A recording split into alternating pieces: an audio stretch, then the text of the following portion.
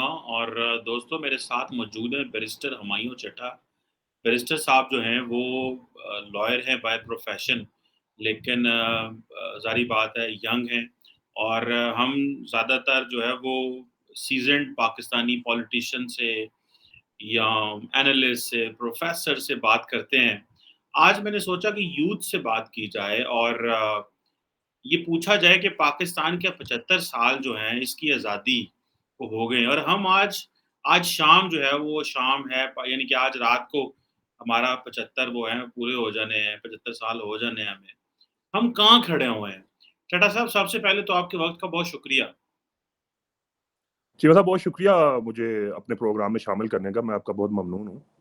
چٹا صاحب یہ بتائیں کہ آپ کیا سمجھتے ہیں ایز اے یوتھ، آپ نے اپنی زندگی آپ پڑھنے کے لیے انگلستان لندن بھی گئے،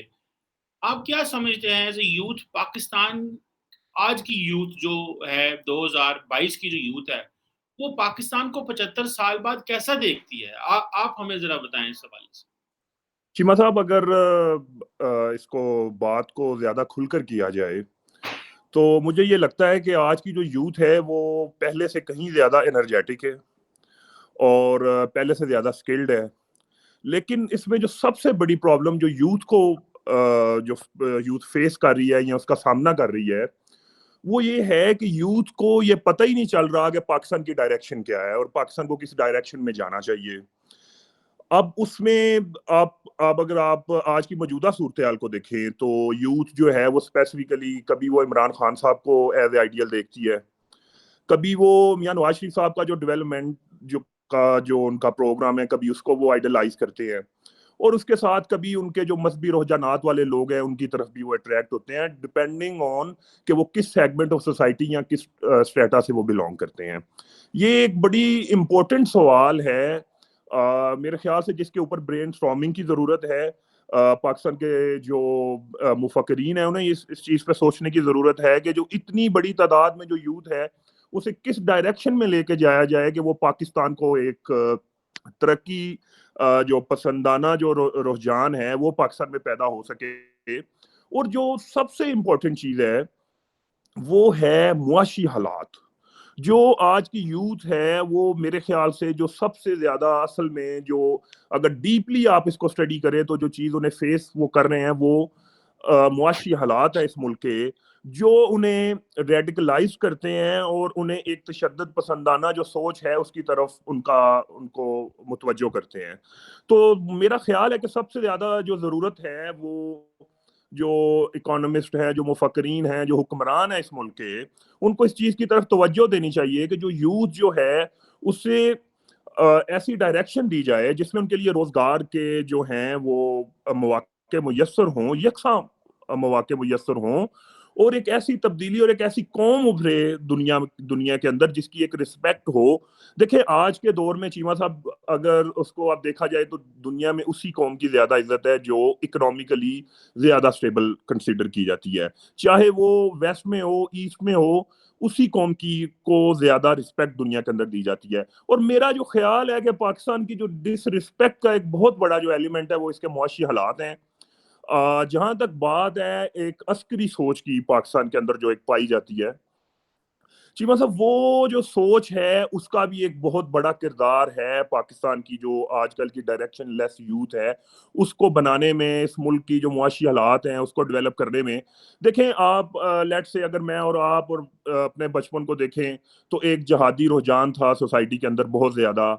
اسپیسیفکلی کیونکہ ہم لوگ گوجرانوالا سے بلونگ کرتے ہیں تو اس بیلٹ کے اندر کشمیر کے نزدیک ہونے کی وجہ سے کافی زیادہ رجحان پایا جاتا تھا، ایسے ایلیمنٹس موجود تھے۔ تو وہ ایسے ایلیمنٹس جو ہیں انہوں نے ڈائریکشن لیس کر دیا، لوگوں کا رجحان جو ہے اس کو بانٹ دیا، اور جو اصل جو لوگوں کے ٹارگٹس تھے یا جو اصل مقاصد ہوتے ہیں زندگی میں ان سے لوگوں کو ہٹا کے اور انہیں ایک ایسی ہائپوتھیسس کے پیچھے لگا دیا گیا جس کا کوئی میرے خیال سے کوئی اینڈ نہیں تھا۔ تو مجھے لگتا ہے کہ اب دوبارہ ایک نئی سوچ پیدا کرنے کی ضرورت ہے، ایک جو ان کو ریفریش کرنے کی ضرورت ہے اسکول آف تھاٹس کو، کہ وہ ایون کے مذہبی جو اسکول آف تھاٹس ہیں انہیں بھی اس چیز کے بارے میں سوچنا چاہیے کہ جو ہماری جو یوتھ ہے آخر اس کو اگر اس دنیا میں بسنا ہے تو اسے ایک نئی سوچ کے ساتھ آگے آنا پڑے گا، اسے معاشی حالات کو ٹھیک کرنا پڑے گا، اسے اپنی جو ان کی یہ جو ایک رجت پسندانہ جو سوچ ہے، یا جسے دیکھیں ابھی ہم اس کو امپیریلزم تو نہیں کہہ سکتے کہ پاکستان کی اتنی کیپیسٹی نہیں ہے کہ اس کی سوچ جو ہے امپیریلسٹک ہو سکے، لیکن دنیا کے اندر ایسی سوچیں پائی جاتی ہیں، وہ اسلام کے اندر بھی ہیں اور دوسرے مذاہب کے اندر بھی ہیں، جو یہ سمجھتے ہیں کہ شاید وہ اپنی سوچ کو دوسرے کے اوپر تھوپ سکتے ہیں، اور میرے خیال سے یہ ایک سب سے بڑا سوال ہے جو آج کی یوتھ کے لیے بھی ہے، اور آج کے جو ریڈیکلائزیشن ہے اس کے اندر بھی ایک بہت بڑا سوال ہے کہ ہم کیوں اس بات کو سمجھتے ہیں کہ ہم اپنی سوچ کو کسی اگلے انسان کے اوپر تھوپ سکتے ہیں۔ دیکھیں، آپ کو کنونس کرنے کی صلاحیت آپ کے اندر پیدا ہونی چاہیے، اور لوگوں کا رویہ چینج کرنے کی صلاحیت آپ کے اندر پیدا ہونی چاہیے، اور اس سے اوپر آپ کو ریشنل پیدا کرنا پڑے گا سوچوں کے اندر، کہ کوئی بھی چیز اس کو جب آپ پنپتے ہیں تو اس کے جو اچھائی اور برائی کے جو معیار ہیں وہ میرے خیال سے بھی بہت زیادہ آرٹیفیشل ہو چکے ہیں پاکستان کے اندر، اور ہر بندہ کہ اچھائی اور برائی کے جو معیار ہیں اس کو بھی اپنے ہی طریقے سے دیکھنا شروع کر دیا ہے۔ اس میں مجھے یہ لگتا ہے کہ جو ہمارا تعلیمی نظام ہے اس کے اندر بھی ایک بہت بڑے فلاز ہیں، کہ وہ لوگوں کی جو ذہنی جو پیداوار ہے وہ اس سطح تک لے کے ہی نہیں جاتے کہ وہ کسی اچھے اور برے جو کانسیپٹس ہیں دنیا کے اندر جو پائے جاتے ہیں ان کے اندر ڈفرینشیٹ کر سکیں۔ تو اگر اوور آل ان چیزوں کو دیکھیں تو دیکھیں یوتھ آپ کے پاس موجود ہے، پازیٹیو سائنس بہت زیادہ ہیں، اس میں سب سے بڑا ہے کہ ایک انرجیٹک یوتھ ہے آپ کے پاس ایک بیسک سٹرکچر ہے پاکستان کی فارم میں، انڈسٹریز کی فارم میں اور سروسز کی فارم میں۔ اب سوال یہ ہے کہ اس کو آپ نے آگے لے کے چلنا ہے۔ آپ کے پاس دیکھیں، اگر آپ ایسٹ میں ہی صرف نظر دوڑائیں تو آپ کے ایک سائڈ پہ چائنا، ایک سائڈ پہ آپ کا انڈیا ہے، تو دیکھیں آپ ان کے دونوں کے پلس پوائنٹس کو دیکھنے کی اور کنسیڈر کرنے کی کوشش کریں۔ چائنا اگر پوری دنیا میں اپنا نام امپورٹ ایکسپورٹ سے منوا رہا ہے تو کیا وجہ ہے کہ پاکستان ان سے جنگی آلات تو لے لیتا ہے لیکن ان کی جو ایک ترقی پسندانہ سوچ ہے اسے کیوں نہیں اڈاپٹ کر رہا؟ یہ بہت بڑا سوال ہے۔ میرے خیال سے یہ بلاول صاحب جیسے جو فورن منسٹر ہیں انہیں بھی اس بارے میں سوچنا چاہیے، ینگ ہیں، اور وہ کیوں نہیں ایسی تھاٹس وہاں سے لے کے آتے یا ایسا نظریہ لے کے آتے جو لوگوں کو بتائیں کہ جی ہم دیکھیں چائنیز اس وجہ سے ترقی کر رہے ہیں، آپ اپنے آپ کو ترقی پسندانہ کریں۔ میں ریسنٹلی وہ سنگاپور کے جو ایکس جو پریمیئر رہ چکے ہیں ان کے بارے میں پڑھا تھا، تو ان کے دیکھیں انہوں نے آکسفورڈ گئے، کیمبرج گئے، ہارورڈ گئے، دنیا کی مختلف یونیورسٹیز میں گئے، لیکچرز کنڈکٹ کیے گئے، اور اس میں انہوں نے اپنے مروزی حالات اپنے ملک کے رکھے اور لوگوں سے اس کے حل پوچھے، اور اس کے نتیجے میں سنگاپور کو انہوں نے ایشیا کی ایک پاور کے طور پہ، اکنامک پاور کے طور پہ متعارف کرایا۔ تو میرا خیال ہے ہمیں بھی ان پہلوؤں پہ غور کرنے کی ضرورت ہے، اور یہ جو ایک جہادی جو نظریہ ہے میرے خیال سے اس کو اب ٹائم ہے کہ اس کو ختم کر دینا چاہیے۔ جو ہمارے مذہبی جو حلقے ہیں انہیں بھی اس چیز کے بارے میں بڑی سنجیدگی کے ساتھ سوچنا چاہیے کہ اگر پچھلے 40-50 سالوں میں اس نظریے نے کچھ نہیں دیا تو مجھے نہیں لگتا کہ اگلے آنے والے وقت میں تو حالات اس سے بھی اس بارے میں تنگ تر ہوتے جائیں گے۔ جو سوشل میڈیا کا دور ہے، بات جس طرح اتنی دور تک پھیل جاتی ہے، تو مجھے لگتا ہے کہ لوگ جو ہیں حقائق میں پہنچنے میں کوئی زیادہ ٹائم نہیں لیتے۔ تو یہ میری سر ایک عکاسی ہے آج کی موجودہ سوچ کی۔ تو جی اچھا، اب آپ اس میں تھوڑا سا بالکل آپ نے صحیح اس کو سم اپ کیا۔ آپ کیا سمجھتے ہیں یہ جہادی مائنڈ سیٹ کی بات کی بالکل ہے پاکستان میں، بلکہ کل ہم دیکھ رہے تھے کہ سلمان رشدی کو وہاں پہ نیو یارک میں جو ہے وہ چاقو چھریوں اس پہ وار کیے گئے، تو بہت سارے لوگ پاکستان میں سیلیبریٹ کر رہے تھے، خوش ہو رہے تھے اور باتیں کر رہے تھے۔ لوگوں کا ایک موقف ہے کہ ہم شاید وائلنس کے ذریعے جو ہے وہ چیزیں بہتر کر سکتے ہیں، ہم جو ہے وہ کسی کو مار دیں گے تو تبھی جو ہے وہ چیزیں ٹھیک ہو سکتی ہیں۔ چلیں اس کے اوپر بھی ظاہری بات ہے ایک لمبی ڈسکشن ہو سکتی ہے، بٹ صاحب آپ کس کو ذمہ دار سمجھتے ہیں؟ دیکھیے آپ سر دیکھیں میں آپ کو ایک بات مجھے سوال مکمل کر لیجیے گا ذرا۔ جی میں جی جو پلیز سر لارجسٹ سر سوال سر کرنا چاہتا ہوں، جو ابھی اس کو میں جو پلیز لارجسٹ پلیز سوال I am sorry sir, I am sorry. نہیں تو آپ کس کو ذمہ دار سمجھتے ہیں؟ کیا آپ اپنی ملٹری لیڈرشپ کو ذمہ دار سمجھتے ہیں جنہوں نے جہادی پروجیکٹس چلائے، ضیاء الحق صاحب جو سبق فریض تھے، اس سے پہلے ایوب خان کو آپ ذمہ دار سمجھتے ہیں جنہوں نے ملک کے اندر ڈیموکریسی نہیں کرنے دی اور انہوں نے ایک ہمیشہ کے لیے بنیاد رکھ دی اور الیکشنز نہیں کروائے؟ اب یہاں آپ اپنی پولیٹیکل ایلیٹ کو ذمہ دار سمجھتے ہیں کہ جنہوں نے پکڑ کے سارا جو نظام ہے وہ مفلوج کر کے رکھ دیا اور وہ جا کے بیٹھ جاتے ہیں اسٹیبلشمنٹ کے گھٹنوں میں بیٹھ جاتے ہیں اور کہتے ہیں کہ جو آپ ہمیں بتائیں گے ہم وہ کریں گے. آپ اس کو ذمہ دار یا آپ عوام کو بھی ذمہ دار سمجھتے ہیں کہ بھائی وہ کیوں کر نہیں کھڑے ہوتے اور اپنی جو لیڈرشپ ہے اس کو سوال کریں کہ آپ کس طرح کی ہمیں لیڈرشپ دے رہے ہیں. آپ کیا سمجھتے ہیں یہ سارا مائنڈ سیٹ کلٹیویٹ ہونا یا یہاں پہنچنا اس کے پیچھے کون لوگ ہیں جنہوں نے پاکستان کی ترقی میں رکاوٹ رہی لیکن بظاہر وہ ہمیں یہی بتاتے ہیں کہ ہم پاکستان کو جو ہے وہ ایک اچھا مقام دینا چاہتے ہیں. چیمہ صاحب اس پہ جو میرا موقف ہے وہ ہمیشہ سے یہی رہا ہے کہ جو ایشیا ہے اس کے اندر اتھارٹیٹیو جو ریجیمز ہیں ان کا مارجن ہمیشہ سے زیادہ رہا ہے. اب اس کی کافی زیادہ وجوہات ہے. اگر چند ایک بڑی بنیادی وجوہات کی طرف اگر آپ نظر دوڑائیں تو ان میں سے ایک بڑی بنیادی وجہ یہ ہے کہ یہاں کی جو پاپولیشن ہے وہ الٹریٹ ہے اور وہ فورس کو اس وجہ سے ایکسیپٹ کرتے ہیں, اسے انکلکیٹ کیا ہوا انہوں نے اپنے اندر کے جو آپ کے پاس پولیس ہے, آپ کے جو ادارے ہیں, وہ اگر فورس کو استعمال کرتے ہیں تو یہ ان کا ایک بنیادی حق ہے. دیکھیں اسی طرح اگر آپ ویسٹ کے اندر جائیں تو وہاں پہ فورس کے اوپر بہت زیادہ قدغن ہے. بڑا دیکھا جاتا ہے کہ اگر ایک پولیس آفیسر یا کسی اور ادارے کا جو آفیسر ہے اگر وہ ایک فورس کو استعمال کرتا ہے تو وہ اس کو کس طرح کرتا ہے, اور وہ سوسائٹی کو بتایا جاتا ہے کہ آپ کے رائٹس کیا ہیں اور آپ کو اس طرح کی جو ان لافل جو ان کی جو زور زبردستی اسے آپ کہہ لیں اس کو آپ نے ریزسٹ کرنا ہے, اور عدالتیں بھی اس میں عوام کا ساتھ دیتی ہیں. تو یہ ایک بنیادی رویہ ہے معاشرے کے اندر, وہ اب ٹرانسفر ہو گیا آہستہ آہستہ پبلک کی طرف. دیکھیں ڈیموکریٹک, کبھی ڈیموکریٹک سیٹ اپ آیا, کبھی آپ کا اتھارٹیٹو سیٹ اپ آیا.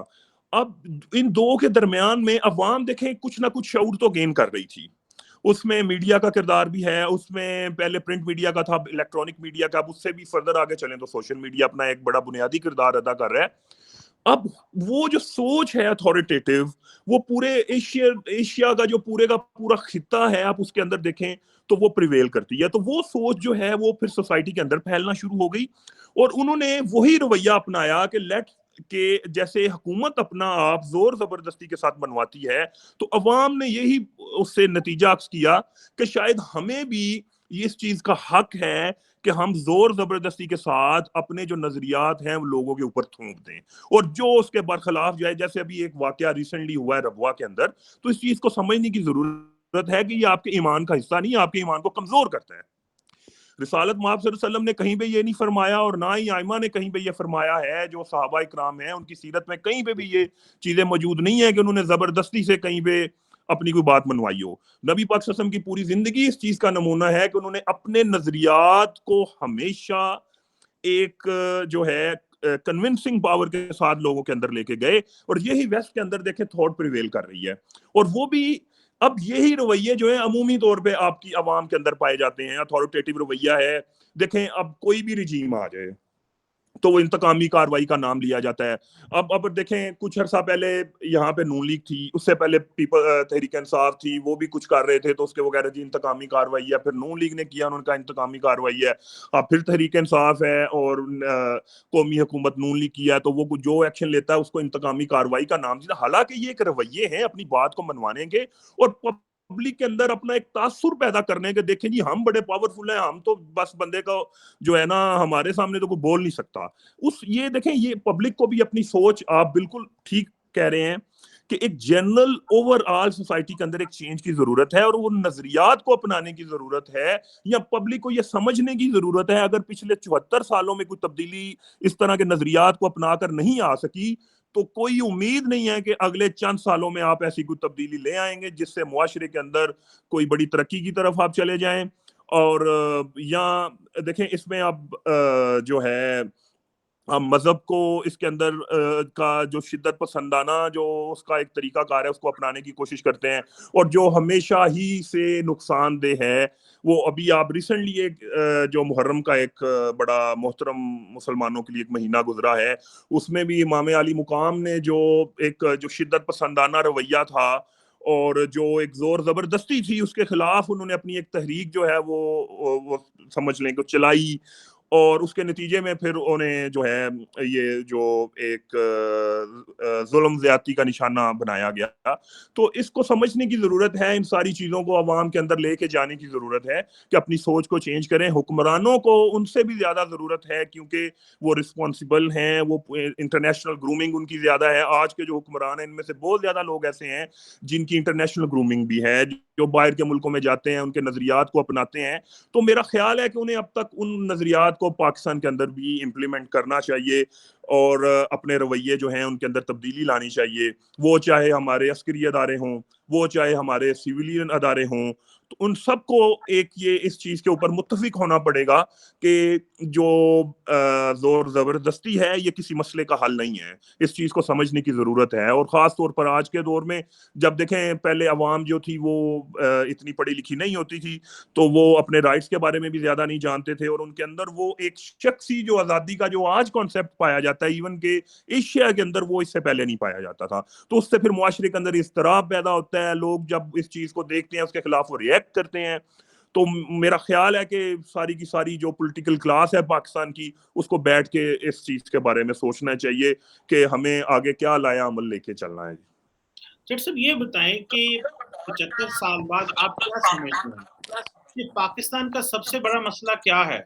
کیا پاکستان کی اقتصادیات جو ہیں وہ کمزور ہیں؟ ہماری فارن پالیسی بڑی جو ہے وہ کمزور ہے کیونکہ ہمارے پاس فائنینشیل اکانومی نہیں ہے؟ آپ کیا سمجھتے ہیں بڑھتی ہوئی آبادی ہمارا سب سے بڑا مسئلہ ہے؟ آپ جب یوتھ میں جاتے ہیں, لوگوں سے ملتے ہیں, اور خاص طور پہ جو گاؤں کے لڑکے لڑکیاں ہیں, شہر میں جو لڑکے لڑکیاں ہیں, تو سب سے بڑا مسئلہ کیا سمجھتے ہیں؟ روزگار کمانا مشکل ہو گیا ہے, اور دنیا سے ہم ڈسکنیکٹڈ ہیں کیا, جس کی وجہ سے ہماری اکانومی اس طرح بہتر نہیں پرفارم کر رہی؟ آپ کیا سمجھتے ہیں ہمارا سب سے بڑا 75 سال بعد کیا بڑا مسئلہ ہے؟ چیمہ صاحب دیکھیں, مجھے نہیں لگتا کہ اس کا کوئی ایک بڑا سادہ سا جواب ہو سکتا ہے اس چیز کا. یہ میرا خیال سے مجموعہ ہے مختلف مسائل کا جو کہ اب ہمیں اس نہج تک پہنچا دیا ہے جس نے. دیکھیں آپ نے پہلے فارن پالیسی پہ آپ نے بات کی ہے, کچھ سیپریٹ کویسچنز ہیں. جو فارن پالیسی کی بات ہے, مجھے لگتا ہے کہ ہم اپنی جو فارن پالیسی ہے اس سے سپر پاورز کے ساتھ جوڑتے ہیں, اور جو ہمارے لیے ایک بہت بڑا ایک مسئلہ رہا ہے پچھلے کم از کم 70s کے بعد سے, کہ ہم ہمیشہ اپنے آپ کو ایک سپر پاورز کا جو نظریہ ان کے مطابق چیزوں کو سوچتے ہیں. اور آپ کی بات بالکل ٹھیک ہے کہ ہمارے جو حالات ہیں وہ اس چیز کو سپورٹ نہیں کرتے کہ ہم ایک سپر پاور کی طرح سوچیں اور پھر اس کے مطابق چیزوں کو ایگزیکیوٹ کریں. لہذا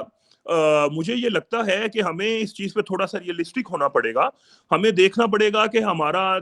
خطے کے اندر کردار جو ہے وہ کیا ہونا چاہیے اگلے 10 سال میں, 20 سال میں, 30 سال میں, اور ایون 100 کے 50 سال میں ہم اپنے آپ کو کہاں پہ دیکھتے ہیں. دیکھیں آپ ایک سپر پاور کو پچھلے 30-40 سال ڈیل کرتے رہے ہیں, اور آپ ان کے ساتھ بڑے اچھے آپ کے تعلقات رہے ہیں. اس کے ساتھ آپ کی ایک نیبر میں ایک نئی سپر پاور ہے, اس کے ساتھ بھی آپ کے 30-40 سال پرانے ریلیشن شپس ہیں, اور آپ نے دونوں کو بڑی اچھی طرح اس کو معاملات کو مینج کیا ہے. تو مجھے یہ لگتا ہے کہ تھوڑا سا ریئلسٹک ہونے کی ضرورت ہے اس معاملے میں. اور آپ کو پتا ہے جو مجھے میرا یہ نظریہ ہے کہ جو انٹرنل پالیسی ہے وہ جو ہے نا, فورن پالیسیز اگر غلط ہو جائیں تو وہ انٹرنل پالیسیز کو بہت زیادہ متاثر کرتی ہیں. وہ اس لیے کرتی ہیں کہ جب آپ فورن پالیسی ایک متعین کرتے ہیں اور اس کے مطابق اپنے نیشنل انٹرسٹ یا اپنے وہ پیوٹل پوائنٹس آپ بناتے ہیں, تو پھر جب آپ اس کی طرف چلنا شروع ہوتے ہیں تو پھر ریزسٹنس آتی ہے, اس کو پھر آپ کچلتے ہیں, اس کو فورس کے ساتھ کچلتے ہیں, اس کو آپ مختلف جو ہے کمپین چلانی پڑتی ہیں آپ کو اس کے. یہ پوری دنیا میں کیا جاتا ہے بائی دی وے. اور جو اس کا پھر اثر یہ پڑتا ہے کہ آپ کی جو انٹرنل جو ایک جو انتشار کا شکار ہو جاتے ہیں. جو باقی دیکھیں بڑے ملک ہیں وہ ان کی تو اکانومیز اتنی بڑی ہیں کہ وہ اس کو معاملات کو سونر اور لیٹر ڈیل کر لیتے ہیں, لیکن جو ہمارے جیسے ممالک ہیں ان کے پھر شاکس جو ہیں وہ پھر آپ کو دیکھیں افغان وار کے جو شاکس ہیں وہ آج تک آپ بھی بڑی اچھی طرح سمجھتے ہیں, میں بھی بڑی اچھی طرح سمجھتا ہوں کہ آج تک وہ جو شوقس ہیں اس سے ہماری قوم باہر نہیں نکل سکی. وہ مجھے لگتا ہے کہ تھوڑا سا ہمیں اس بارے میں ریئلسٹک ہونے کی ضرورت ہے. اچھا, اب جب تک آپ بات کریں یوتھ کیا سوچتی ہے, دیکھیں یوتھ جو ہے وہ بڑے مختلف اینگل سے چیزوں کو دیکھتی ہے. اس میں دیکھیں اب اس میں بھی اسٹریٹا ہے, کلاسز ہیں جو آپ کی ایک جو آپ اپر مڈل کلاس کی بات کر لیں یا مڈل کلاس کی بات کریں تو وہ سمجھتے ہیں کہ پاکستان میں کرپشن اور یہ جو لا قانونیت ہے یہ ایک بہت بڑا مسئلہ ہے پاکستان کا. अच्छा, अब इससे अगर आप चले जाएं, वो लोग, वो बच्चे या वो हिस्सा जो अपना खानदान का रोजगार के जिम्मेदार हैं, उनकी सोच इससे मुख्तलिफ है। वो उसको बड़े प्रैक्टिकल चीजों से देखते हैं, तो उन्हें फिर मजीद और मसाइल का सामना करना पड़ता है जो रोजगार के रिलेटेड हैं। फिर उन्हें एक्सप्लॉयटेशंस नजर आती हैं, और फिर उसके डिफरेंट किस्म के फिर रिएक्शंस जो हैं वो सोसाइटी के अंदर आपको नजर आते हैं। और वो सोच जो है कई दफा शिद्दत पसंदाना रवैया भी इख्तियार कर लेती है। अब देखें, शिद्दत पसंदाना रवैया जो है वो सिर्फ ये नहीं हो सकता कि आप उसको एक देखें, एक कौमी, एक मजहबी हवाले से, किसी सियासी हवाले से, इवन के लोगों के, आप अपने लोगों के जो रवैये हैं वो अपने इर्द गिर्द सख्त होने शुरू हो जाते हैं। लोग जो आपसी मामलात हैं उसमें भी अपने रवैये जो है वो रिजेक्ट करना शुरू कर देते हैं। अब मुझे लगता है इस पे थोड़ी सी आप एक और बात मैं आपके साथ करता जाऊं, बड़ी अलार्मिंग है, पूरी दुनिया में है। मैं रिसेंटली एक डॉक्यूमेंट्री इंडिया के हवाले से देख रहा था। उन्होंने एक प्रोग्राम स्टार्ट किया है, इसमें जो ये जो साइकोलॉजिकल इश्यूज हैं इसके हवाले से, तो वो उन्होंने वेस्ट को देख के, वेस्ट ने इस चीज़ को रिकग्नाइज किया, और उन्होंने कहा कि जी, क्योंकि बहुत ज़्यादा लोग मॉडर्न जो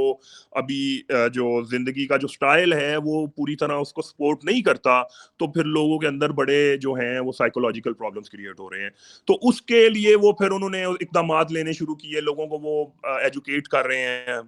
मुख्तलिफ अदारे जो हैं, और डॉक्टर्स उसमें किरदार अदा करते हैं। इवन गवर्नमेंट्स उसको बड़ा सीरियसली ले रही हैं। वो इंडिया ने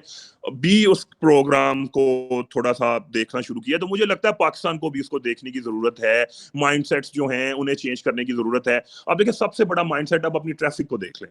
आप ट्रैफिक रोड पे आप सवारी चला रहे हैं, तो मुझे लगता है आपको बेशुमार मुश्किलात का सामना करना पड़ता है, जिसमें आपको बहुत बड़ी एक चीज है, हर बंदा एक जल्दबाजी में है। वो चाहता है कि शायद पता नहीं, मैं यहाँ पे जहाँ पे से रुकना चाहिए भी वो नहीं रुकना चाहता। तो देखिए, इस तरह के ये छोटे छोटे मसाइल हैं जो ओवरऑल आपके रवैये को डिपिक्ट करते हैं सोसाइटी के अंदर, कि जो एक जो सब्र का जो पैमाना है वो शायद लबरेज हो चुका है,